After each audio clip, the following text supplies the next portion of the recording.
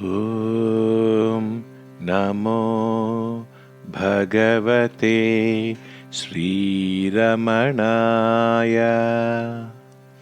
करुणापूर्णसुदाब्धे कबलितघनविश्वरूपकिरणावल्या अरुणाचलपरमात्मन् अरुणो भवचित्तकञ्जसुविकासाय वन्दे श्रीरमणऋषे आचार्यस्य पदाब्जम् यो मे दर्शयधीशम् भान्तं ध्वान्तमतीत्यः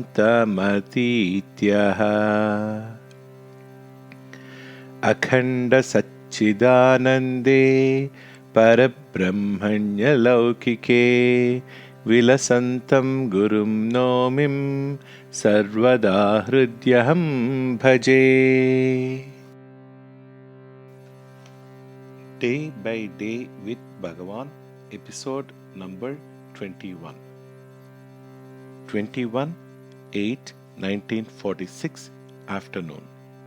A visitor from Bengal asked Bhagavan, Shankara says we are all free, not bound, and that we shall all go back to God from whom we have come as sparks from fire. Then why should we not commit all sorts of sins? Bhagavan, it is true we are not bound, that is, the real self has no bondage. It is true you will eventually go back to your source. But meanwhile, if you commit sins, as you call them, you have to face the consequences of such sins. You cannot escape their consequences. If a man beats you, then can you say, I am free, I am not bound by these beatings, and I don't feel any pain? Let him beat on. If you can feel like that, you can go on doing what you like. What is the use of merely saying with your lips, I am free? The visitor also asked, the books mention several methods for self-realization. Which is the easiest and best? Bhagavan, several methods are mentioned to suit several minds. They are all good. You can choose whatever method appeals to you best. Later, Lakshmi, Sambasivarau's sister, read before Bhagavan a few Telugu songs composed by her for Bhagavan's Golden Jubilee. Bhagavan came here 50 years ago on Navami Tithi following Gokulashtami, and as this is Navami, the Golden Jubilee of his arrival according to Tithi will be today, and hence she thought her songs could most appropriately be sung today. She began, however, reading in such a low key that after a few minutes Bhagavan asked her, are you able to hear it yourself? Somebody suggested Nagamma might read the verses instead, and so N read them out aloud. This morning, Mr. Somasundaram Pillai brought his wife's verses and mine, which he got printed at Kanjivaram, and showed to Bhagavan a copy of each set. Bhagavan perused them and said, the paper is thick and good. Then I explained, these are the copies to be laid at Bhagavan's feet. The other copies are printed on slightly inferior paper. On 23/8/46 morning, I left for Madras to attend the marriage of my daughter's son on the 28th instance and returned on the 30th evening. 38:46. On the 30th evening, when I arrived, the ashramam was already crowded with devotees who had come from various parts to attend the Jubilee on 1st September. The new thatched shed, built contiguous with Bhagavan's hall on its northern side, had been already completed, with the floor also fully cemented, and the old ugly parapet wall of the well had been removed, and in its place a fine looking parapet wall erected. The steps leading from the eastern veranda of Bhagavan's hall to the quadrangle and the new shed on the north have been considerably improved and beautified. Further, a temporary shed contiguous with the new northern shed has also been put up to provide sitting accommodation to the crowds that are expected on the first. I found Bhagavan seated at the western end of the new shed on a stone platform. Mr. C. Madhavarava Mudaliyar, my brother-in-law, and myself prostrated ourselves. Bhagavan asked, "You have just come? How did you come, and who else?" I replied, "I came by train up to Katpadi, arriving there about 12 noon. From thence, I went to Vellore and took the bus and have arrived here just now. There was no difficulty at all about traveling. I and my brother-in-law alone have come now, but Koteswaran and his wife will come tomorrow evening." 31:8:46 morning. An address in Malayalam composed by Narayana Pisharoti, our compounder, was read out by him. Then an address in Tamil composed by Uma, that is Mrs. Somasundaram Pillai, was read out by her husband. Most of the morning, the blind Brahmin girl, Janaki Ammal of Kanjivaram, entertained Bhagavan with her music on the veena. Afternoon. Mr. Shiva Mohan Lal of Hyderabad read out an address in Hindi.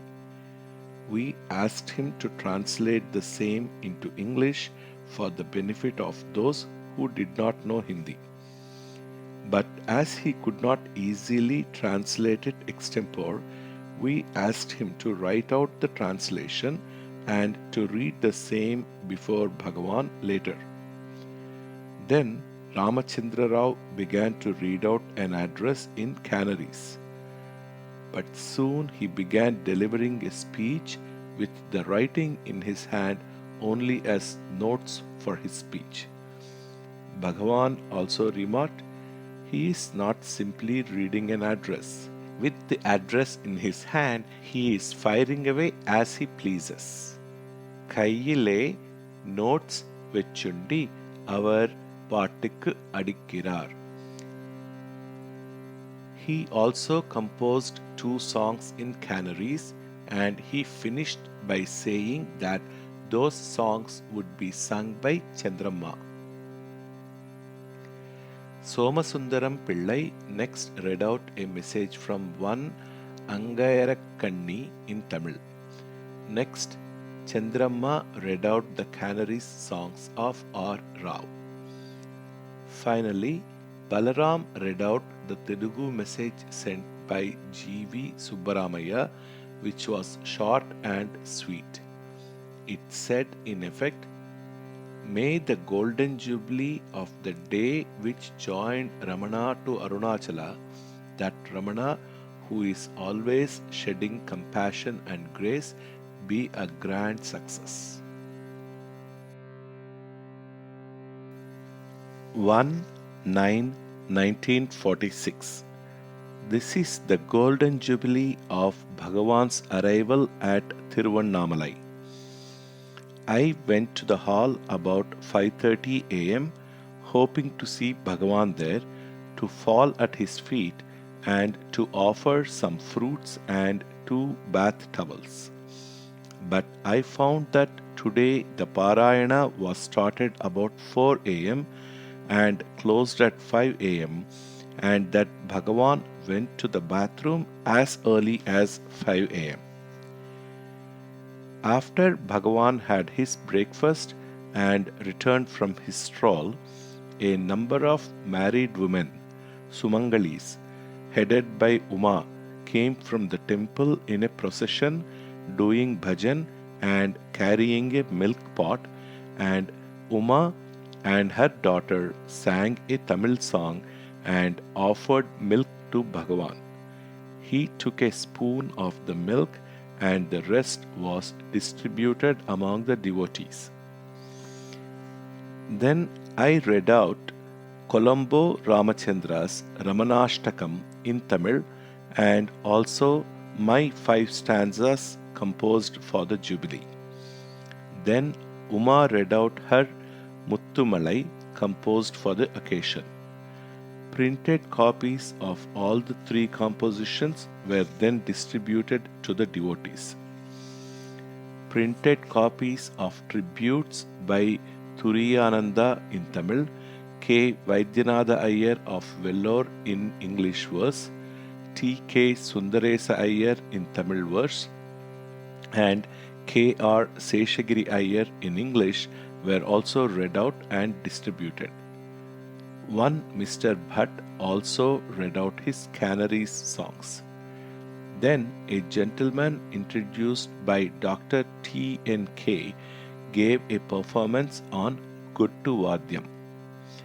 Mr. Chellam Iyer of Kalaimagal office read out Muruganar's poems composed for the occasion, including one which he composed at the moment. After lunch, Bhagavan would not allow himself even his usual rest, but insisted on being available for devotees who had come from far and near, and so, soon after his return from the after lunch stroll, various addresses in different languages were read out. One of them was from the Hindi Prachar Sabha.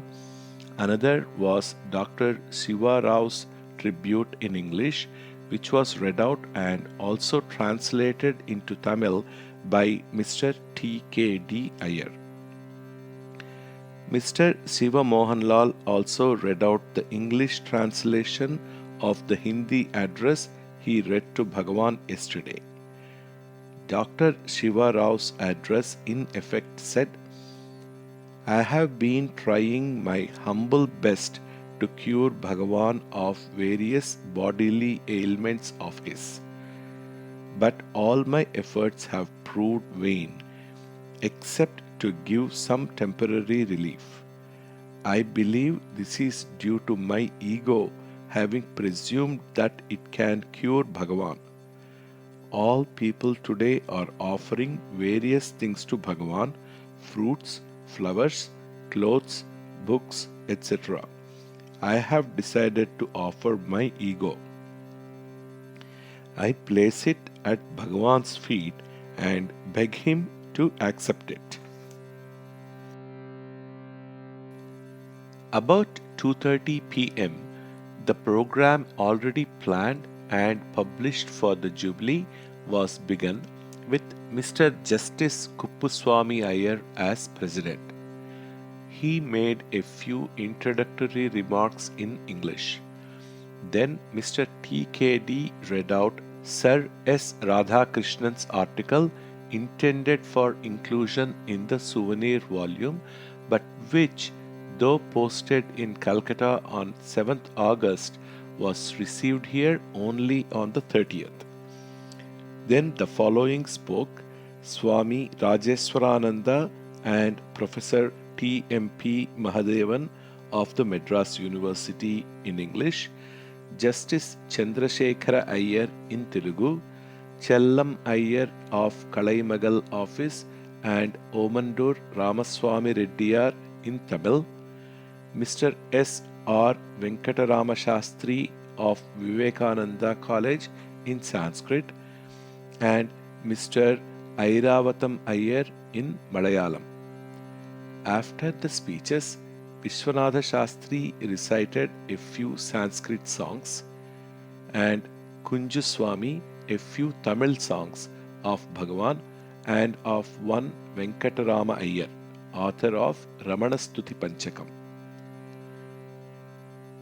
Bhagavan then rose at 4:45 p.m. as usual. After he returned about 5 p.m., Mr. Annamalai Pillai, the local Congress leader, made a speech in Tamil on behalf of the citizens of Tiruvannamalai, expressing joy and gratitude on Bhagavan's completing 50 years stay here. Then Musiri Subramanya Iyer gave a very moving and devotional musical performance till about 6:45. For the speeches and music, excellent loudspeaker arrangements had been made by the local municipal chairman, and it was a great convenience for the crowds who had gathered. Finally, Veda Parayana brought the day's function to a close. 2:46. Early in the morning, old Mr. Ranganatha Iyer told Bhagavan, "We have had a very good shower of rain last night. It is fortunate that it did not interfere with our celebrations yesterday, but came on only in the night after everything was over." Bhagavan said, "I remember the same thing happened on the night of 1/9/1896 when I arrived here. It seems they had no rains for a long time then. But on that night there was a heavy downpour. I was then staying at the mandapam in front of the big temple. Only that morning, for the first time, I had discarded all my clothes except a cod piece, and on account of the rains beating in and the cold winds blowing about, I found the cold unbearable, and so I ran from there and took shelter on the pale of a house nearby. About midnight, some inmates of the house came out opening the street door, and I ran into the big temple. For some days after that too it rained." After Bhagavan's morning stroll, various articles about Bhagavan were read out in the hall, two from the Sunday Times, one from Free India, and one from Bombay Samachar in Gujarati. In the afternoon, Nagamma read out her Telugu poem on Ramana Swarnotsava Vaibhavam. Only today, Bhagavan had time to look at the souvenir volume which was presented to him on the Jubilee Day.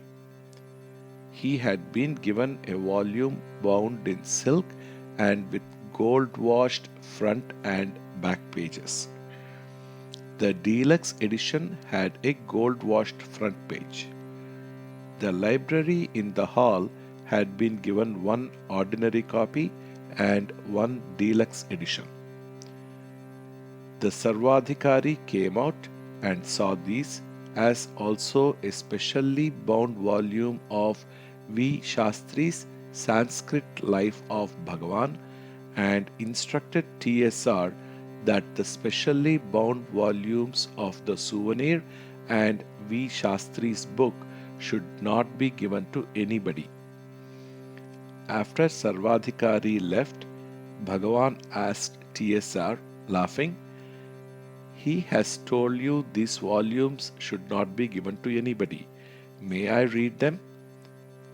TSR said, "He only meant I should not give this to anybody except Bhagavan."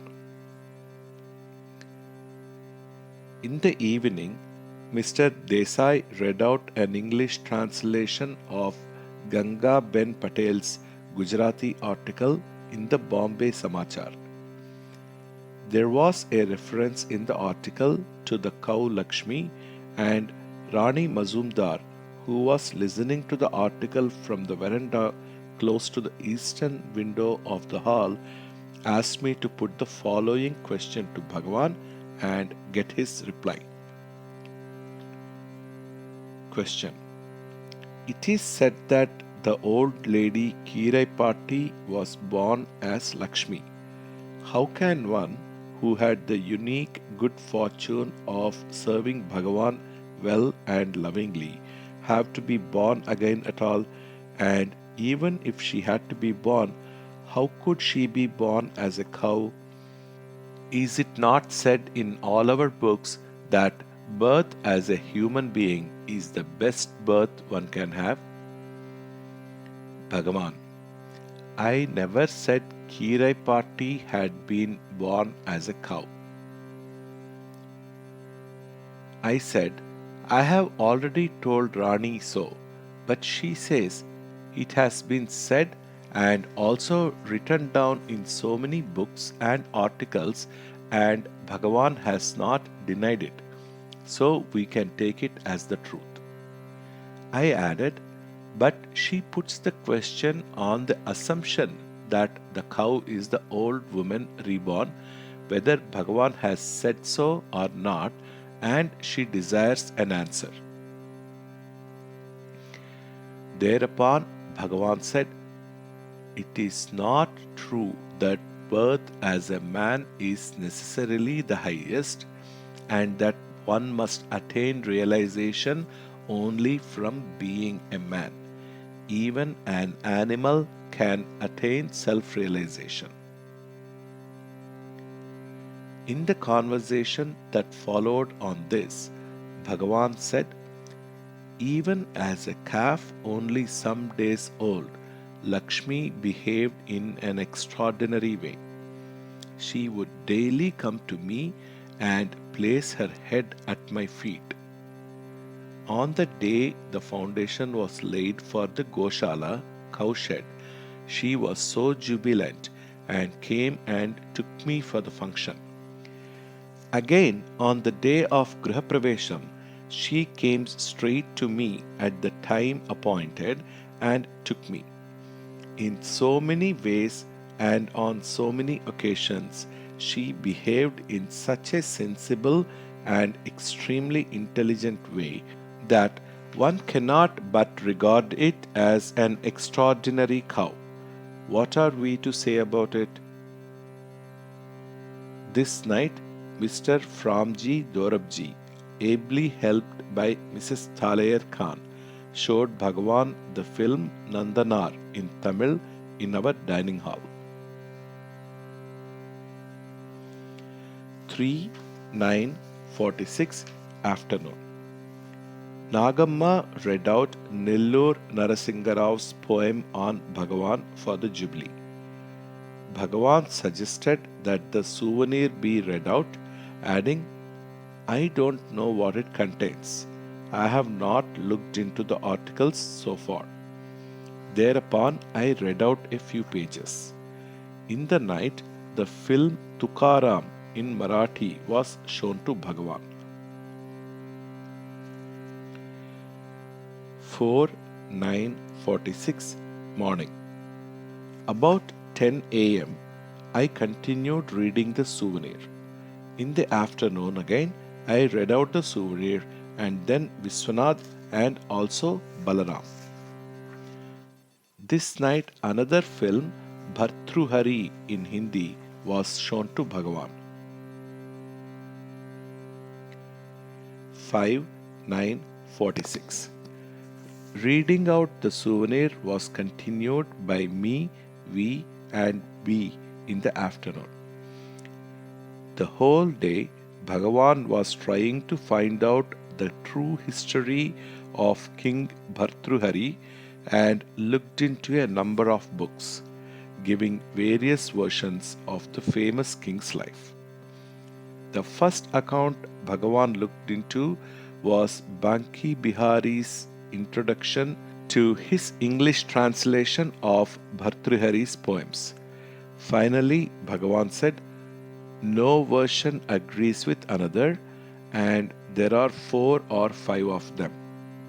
But all agree that the immortality yielding object was given by the king to his queen, and by the queen to someone else, and that the king renounced all because of his sudden discovery that his queen was not true to him. In that, last night's film also did not err from the original.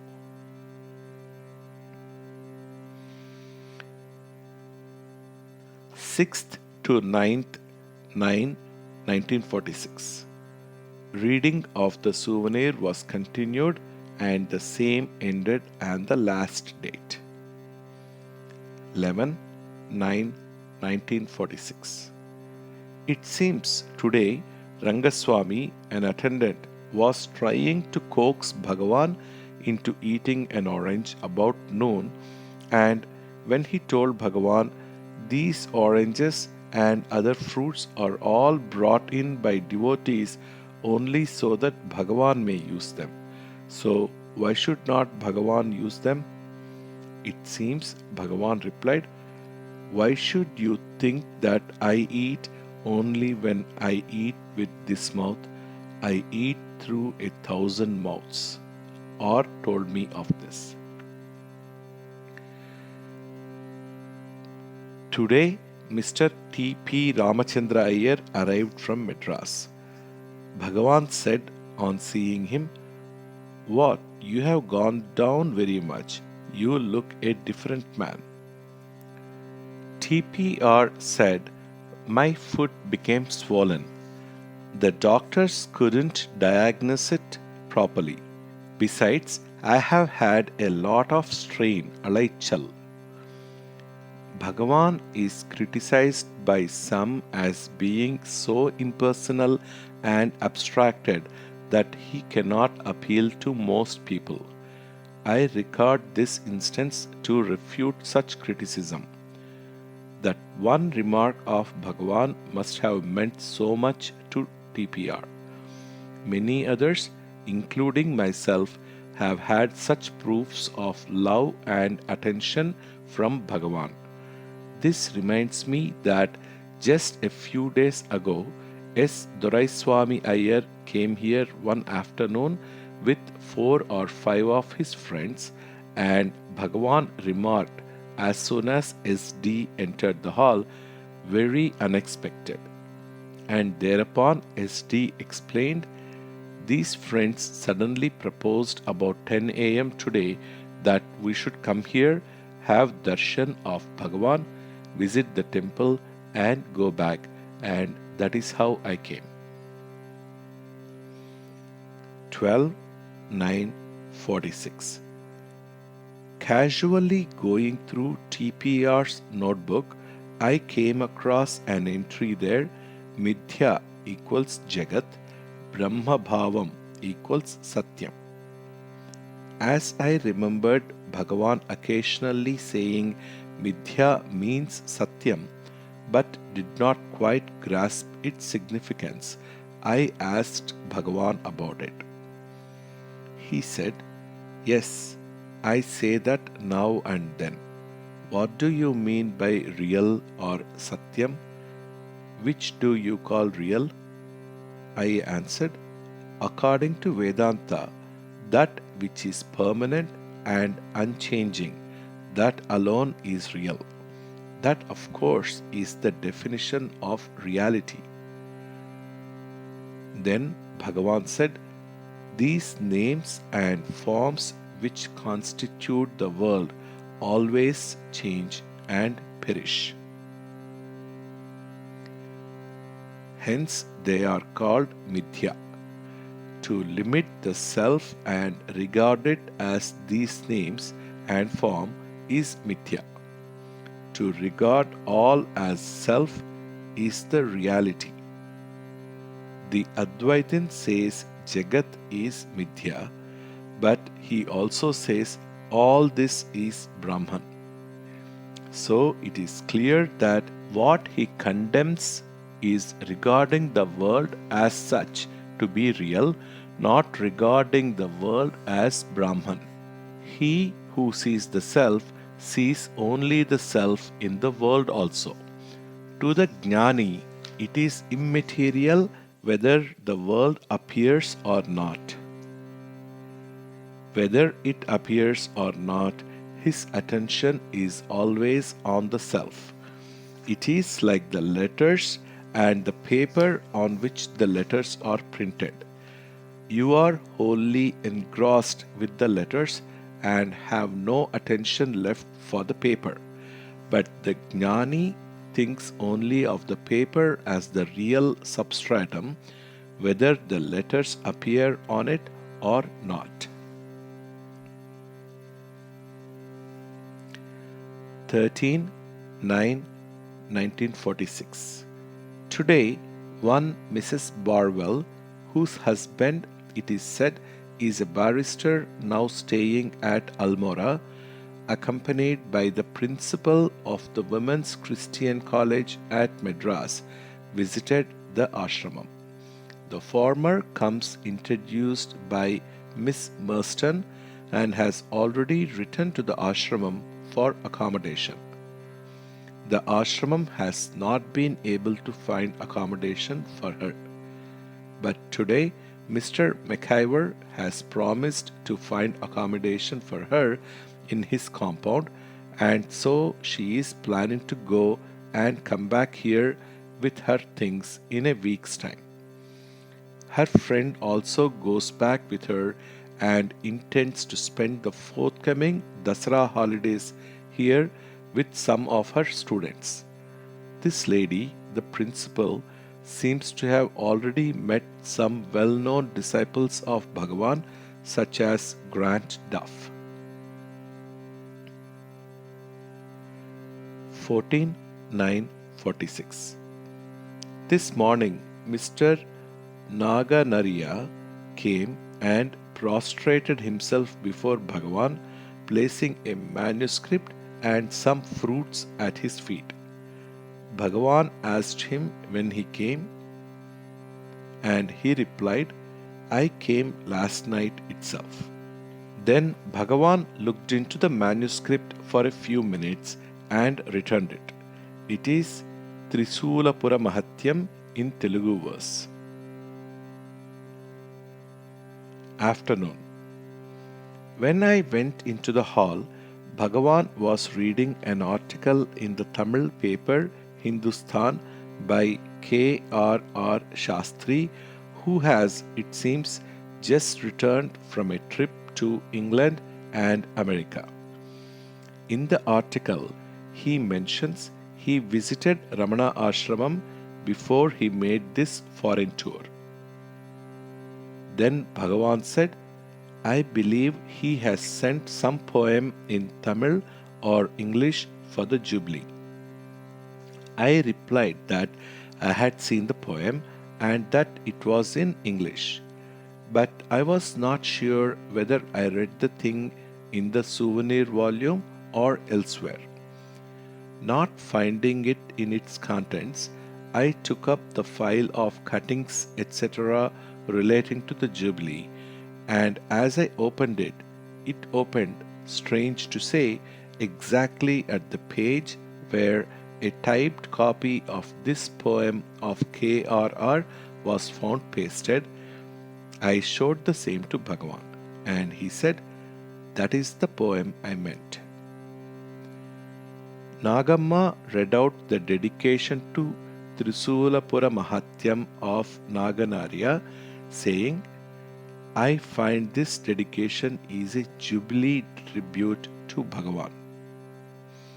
At the head of each chapter too, N had a stanza in praise of Bhagavan. So we asked her to read those stanzas also. As the dedication seemed good, I requested G. Subbarao to give us a free translation in English, and he said he would write down one.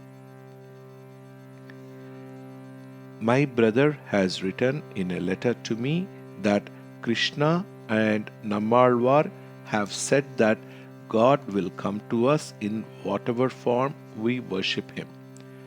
I wrote to my brother in my reply, a jnani is the highest manifestation of God on earth, next perhaps only to an avatar. In connection with this sentence, I wanted to have my doubt cleared about the relative position of a jnani and an avatar. Then Bhagavan was pleased to tell me that according to the books, the jnani was higher than the avatar. But when I corrected my letter accordingly, he said, why do you correct it?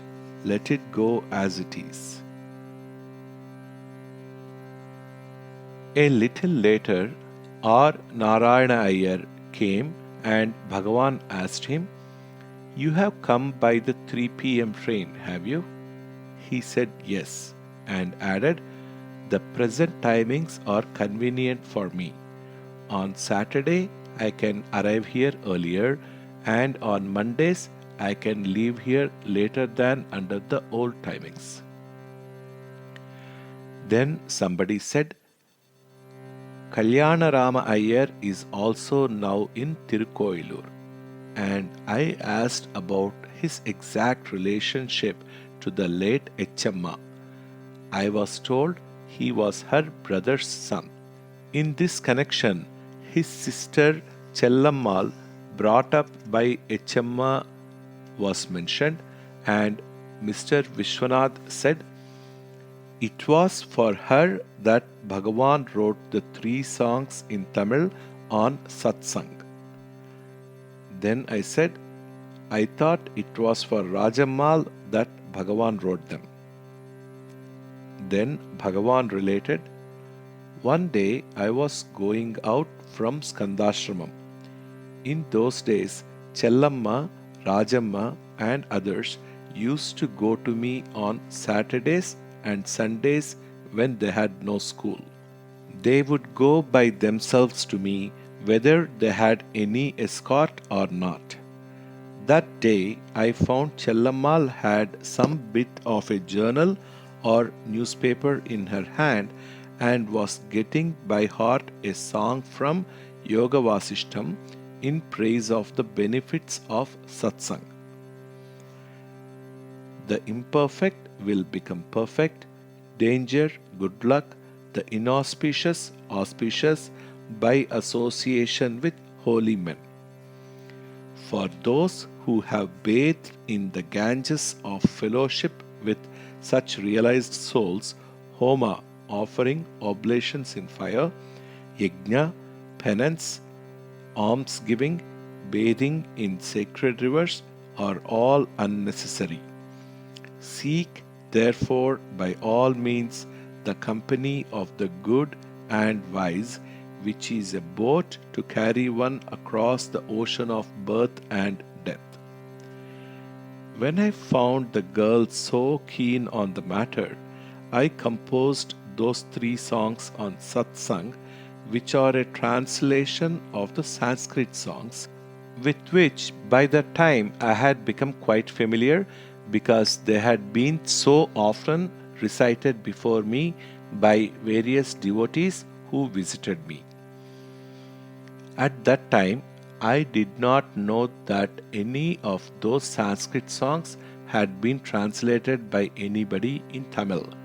But some years afterwards, when Rajammal delivered a lecture on satsang, she quoted a Tamil stanza which was a Tamil translation of one of those 3 songs.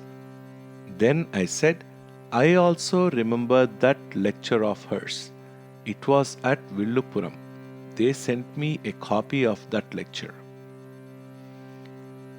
Bhagavan related how Echamma, after she lost her own daughter, brought up her brother's daughter, this Chellammal, and added, Chellammal used often to go to me as a schoolgirl. Afterwards, too, she always thought of me. In every letter of hers, she would refer to me both in the beginning and the end.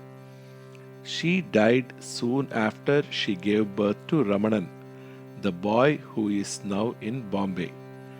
They brought the boy here. It was soon after we came here, and we had only a small thatched room in which the tomb was located, and I was also staying. On seeing the babe, I could not help thinking of its mother, and I wept for her. Bhagavan was moved even now, after several years, when recounting the event to me. In the evening, after Parayana, Balaram read out an article in English in the Sunday Leader of Allahabad on Bhagavan and his teachings. 15/9/46. This afternoon, Nagamma read out an account in Telugu of all that took place on the Jubilee Day.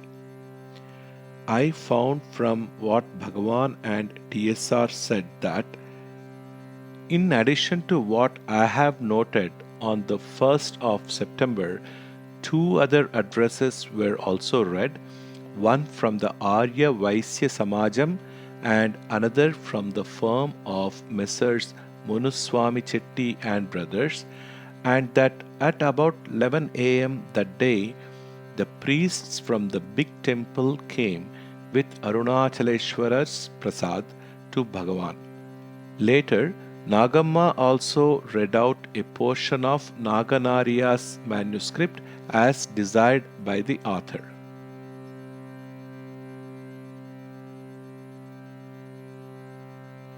Om Namo Bhagavate Sri Ramanaya. Sarvam Sri Ramanarpanamastu. Om Shanti Shanti Shanti.